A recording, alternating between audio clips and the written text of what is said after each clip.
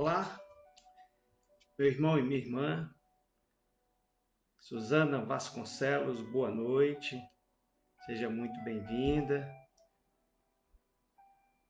A Vanessa, que eu estou vendo aqui, Vanessa Maciel, também seja muito bem-vinda.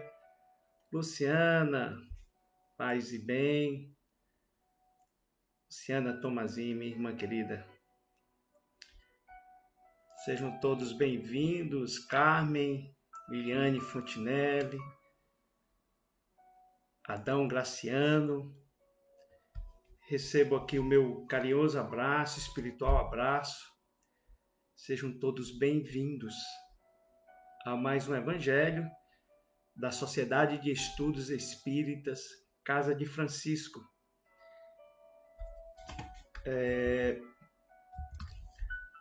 Aguardar aqui um tempinho só para a gente ver se entra mais gente. Muito bem. Estão me ouvindo bem? Por favor, dê aí só um ok.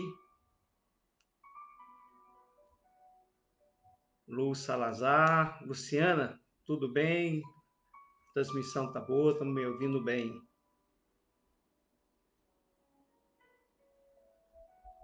Ok. Então, eu vou iniciar, né? Eu presumo que todos estão me ouvindo bem. E, inicialmente, antes de começarmos a nossa interpretação acerca de um tema que aqui eu escolhi para vocês hoje, vamos pedir ao Mestre Jesus, Mestre dos Mestres, que nos inspire através dos bons espíritos, para que nessa noite, o tema que nós vamos trazer aqui para a nossa reflexão, nós possamos, juntamente com vocês, receber da espiritualidade aquelas intuições para que a gente interprete bem e, o melhor de tudo, que esse evangelho, que esse tema e item que nós vamos estudar, refletir hoje, seja algo a nos fortalecer, a mudar nossas vidas, a, de fato, a gente empreender uma nova caminhada, né? Uma caminhada justa, a caminhada com o apoio dos bons espíritos e fazendo o que o Mestre Jesus fazia. Meus queridos, hoje eu escolhi um tema que está lá no capítulo 17, item 10 do Evangelho segundo o Espiritismo e trata do tema o homem no mundo.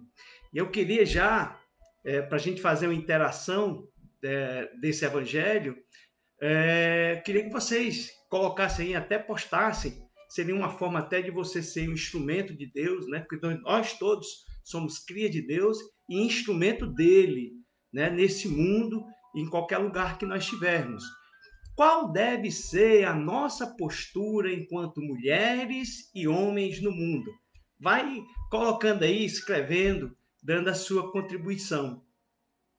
O item 10 é um item que eu recomendo a gente fazer uma leitura bem pausada, refletindo cada parágrafo desse item.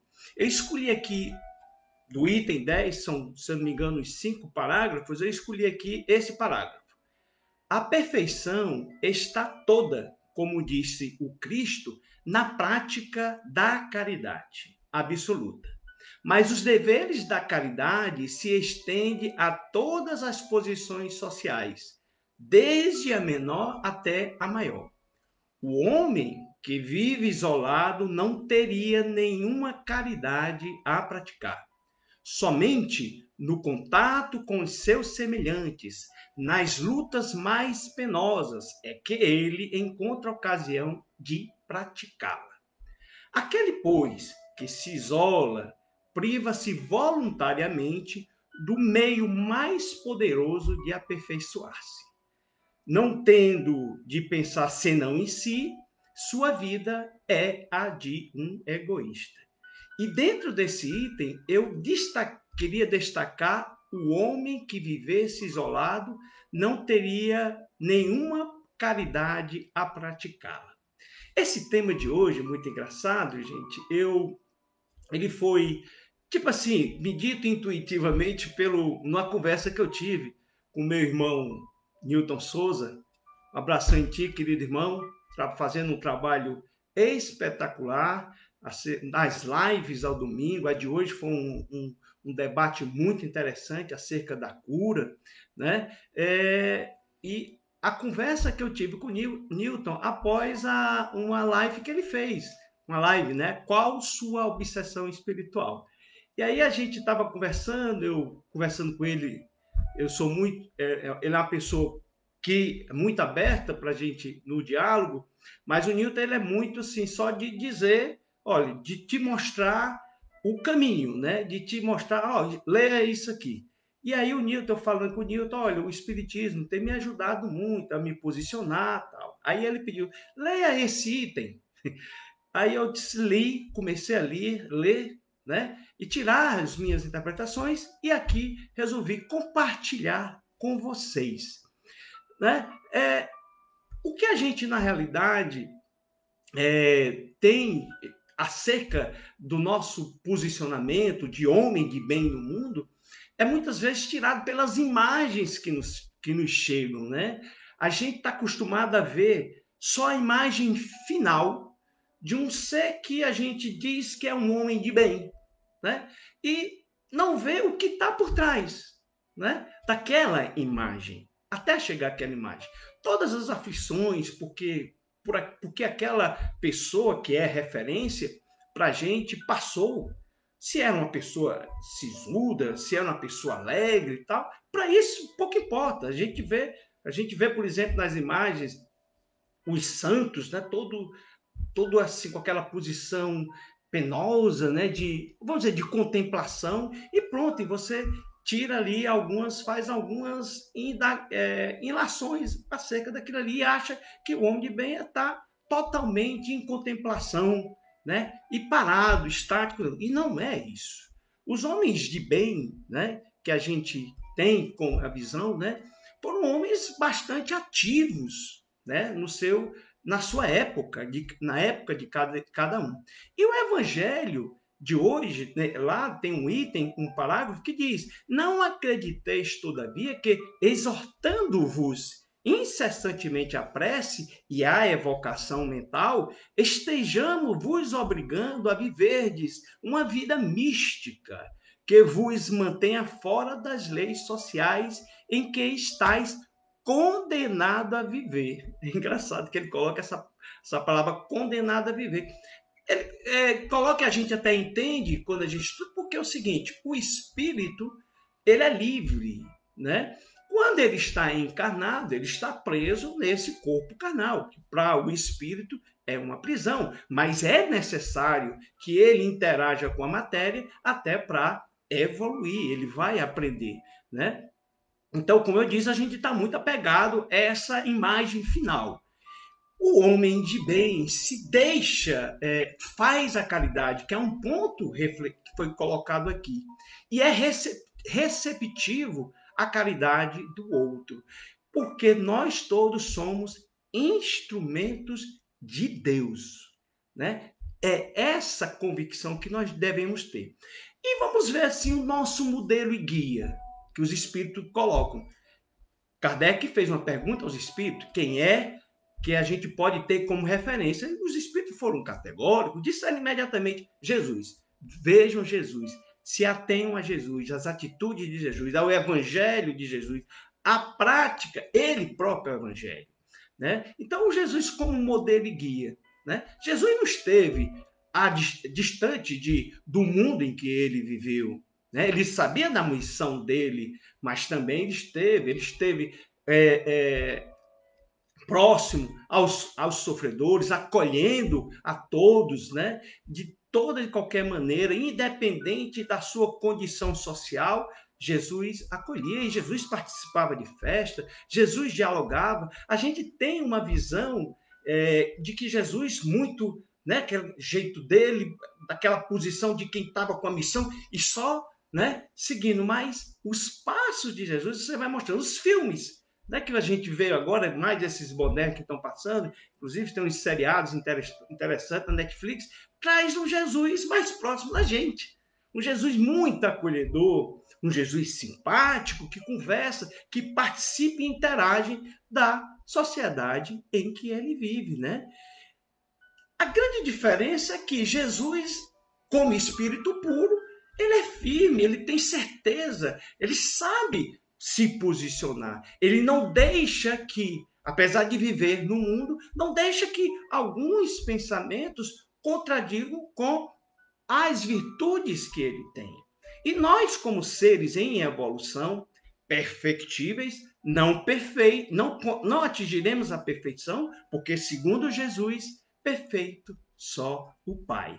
Então, a gente já pode ver, já pode trazer aqui que o homem no mundo, ele deve ser ativo. Ele deve, inclusive, contribuir para a evolução do planeta.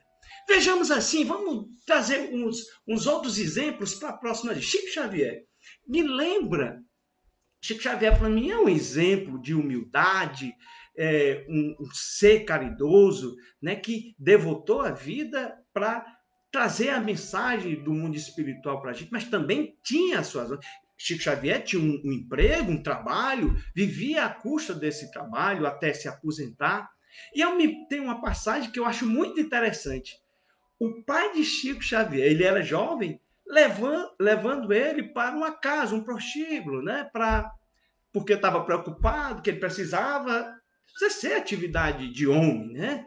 E aí leva ele para uma casa de jovens que utilizam sexo, né? Como uma profissão. E aí lá ele está lá no meio das mulheres e ele, do jeito que é o Chico, se juntou com todas as mulheres e começa a rezar um Pai Nosso. Começou a falar, né, a trazer as mulheres à reflexão, ao ponto da dona do local expulsar o Chico de lá.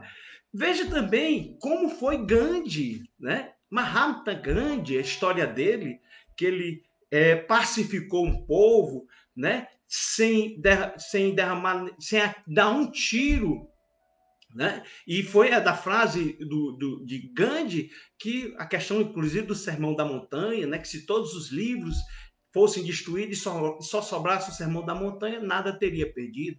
Vê a questão da Joana d'Arc, que usou das armas, né? Para levar, né? Defender um povo, libertar um povo, né? Então, o próprio Allan Kardec, que codificou aí a doutrina espírita, né? nos traz essa mensagem, né? da força do trabalho que a gente deve desenvolver na questão de nós melhorarmos, né? Pegarmos a informação dentro da questão científica, filosófica, que é a doutrina espírita, né? Kardec também fazia caridade e também interagia intensamente no mundo em que vivia. O que eu quero dizer com isso, meus irmãos, é que nós, enquanto seres do mundo, temos que dar, o homem, né, do mundo, precisa dar o seu contributo no processo evolutivo da orbe, na qual ele vive o seu processo educativo, o seu processo de aprendizado. Até porque a gente sabe que existe uma lei divina chamada lei da reencarnação, né? Queira eu acredite ou não, eu vou voltar novamente para aqui. E aí, como é que eu quero encontrar esse mundo? Né? Eu preciso contribuir para que ele melhore, para que até mesmo quando eu voltar, até uma atitude egoística, mas é isso. Né? Esses ensinamentos vão nos dando essa visão. Né? Então, se eu vou retornar a esse mundo, por que eu vou retornar para cá? Eu vou trabalhar, aproveitar a minha reencarnação e não trabalho. Eu estou falando de forma muito ampla, mas também no macro, mas também ocorre dentro das questões no micro, dentro da sua família, nos relacionamentos que nós temos. Basta que... E aí, como deve ser essa ação do homem no mundo, né? E aí, como é que eu vou mensurar as ações que eu vou tomar, né? Já que eu estou encarnado aqui, eu sou um espírito encarnado, né? Estou vivendo uma experiência na carne, né? E é necessário, dentro do processo evolutivo, que o espírito interaja com a matéria. né? Então, como é que eu vou mensurar isso? O Evangelho está lá dizendo também que hoje basta que reporteis todos os atos da vossa vida ao Criador, que vula deu. Deus nos deu a vida. Ele é dono da nossa vida. Ele não tira a nossa vida.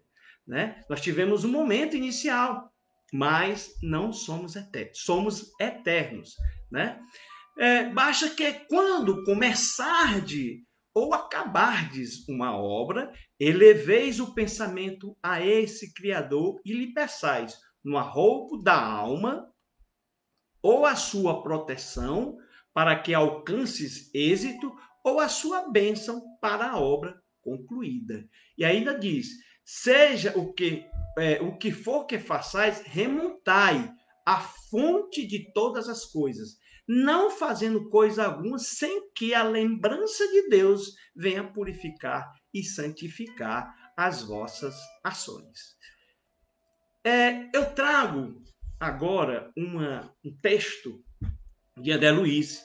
Eu gosto muito de André Luiz, dos textos, porque André Luiz é muito objetivo, né? Nas questões que ele coloca acerca, né? E acerca das interpretações do Evangelho. E para esse tema, ele tem lá um texto que está lá no livro Vivendo o Evangelho, que diz: não imagine. Eu vou ler aqui para concluir aqui o nosso Evangelho de hoje. Ninguém precisa ser asceta. Aí eu vou dizer o que é uma pessoa asceta. É aquela que se entrega a práticas espirituais, levando uma vida contemplativa, com mortificação dos sentidos. Então, ninguém precisa ser asceta para seguir as lições de Jesus. Você quer alguma coisa, mas se contém por receio de ofender os princípios evangélicos. Aí vem, quer dançar? Dance, mas com respeito. Quer brincar? Brinque, mas com decência. Quer usar joias? Use, mas sem arrogância. Quer namorar? Namore, mas com responsabilidade. Quer se vestir bem? Vista-se, mas não com ostentação. Quer se divertir? Divirta-se, mas sem excessos. Quer se maquiar? Maquie-se, mas sem exagero. Quer cuidar do corpo? Cuide-se, mas sem obsessão. Quer ganhar dinheiro? Ganhe, mas com honestidade. Não imagine que o Evangelho lhe imponha ausentar-se do mundo. Jesus não se afastou da convivência com pessoas diferentes.